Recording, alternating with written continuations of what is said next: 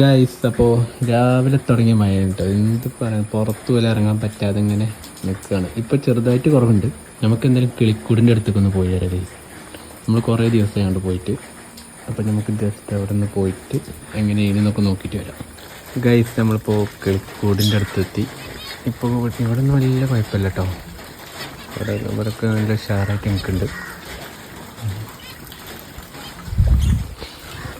Guys. ഇവരുടെ കൂട്ടിലെന്താ പറയുക, നമ്മൾ മഴ പെയ്തിട്ട് അവരുടെ തീറ്റയിലൊക്കെ ആകെ വെള്ളമായിട്ടോ. ഇനിയിപ്പോൾ അതെല്ലാം മാറ്റി കൊടുക്കണം.